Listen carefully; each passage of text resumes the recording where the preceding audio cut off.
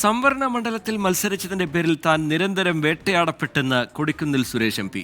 VD. സതീശനും രമേശ് ചെന്നിത്തലയും പങ്കെടുത്ത വേദിയിലാണ് തുറന്നു പറച്ചിൽ.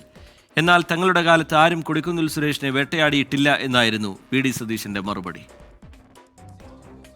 രമേശ് ചെന്നിത്തലയുടെ നേതൃത്വത്തിൽ നടത്തിയ ദളിത് പ്രോഗ്രസ് കോൺക്ലേവാണ് വേദി. ആദരവേറ്റുവാങ്ങിയ കൊടിക്കുന്നിൽ പ്രസംഗം ആരംഭിച്ചു. താൻ നിൽക്കുന്നത് വല്ലാത്ത മാനസികാവസ്ഥയിലാണ്. നിരവധി ആക്രമണങ്ങൾ നേരിട്ടിട്ടുണ്ട്. കാരണം തുറന്നു പറഞ്ഞാൽ വിവാദമായേക്കാം, ശത്രുക്കൾ കൂടിയേക്കാം. അതുകൊണ്ടാണ് പ്രസംഗം എഴുതിക്കൊണ്ടുവന്നത്. ഞാൻ ഒരു വല്ലാത്ത അവസ്ഥയിലാണ് നിൽക്കുന്നത്. പ്രസംഗിച്ചാൽ പലതും നമുക്ക് തുറന്നു പറയേണ്ടി വരും എന്നുള്ളത് കൊണ്ട്, അതൊരു വിവാദമാകാൻ പാടില്ല എന്നുള്ളത് കൊണ്ട് ഞാൻ പ്രസംഗം എഴുതിക്കൊണ്ടാണ് വന്നിട്ടുള്ളത്. ഇത്തരം വേദികളിൽ ഞാനും നിങ്ങൾ നിൽക്കുമ്പോൾ നമുക്ക് പല കാര്യങ്ങളും തുറന്നു പറയേണ്ടി വരും. സംവരണ മണ്ഡലത്തിൽ 8 തവണ ജയിക്കാൻ മറ്റാർക്കും സാധിച്ചിട്ടില്ല. തന്നേക്കാൾ കൂടുതൽ കാലം MP ആയവരുണ്ട്.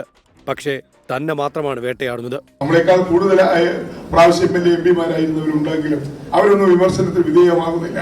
എന്നെ മാത്രമാണ് അക്കാര്യത്തിൽ വേട്ടയാടുന്നത്.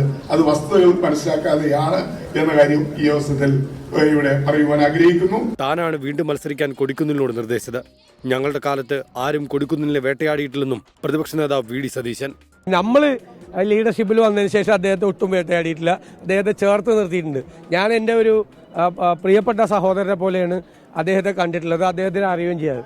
SC/ST ജനവിഭാഗങ്ങൾക്കിടയിൽ തന്റെ പ്രവർത്തനം ഉയർത്തിക്കാണിക്കാൻ രമേശ് ചെന്നിത്തലയായിരുന്നു പരിപാടി സംഘടിപ്പിച്ചത്.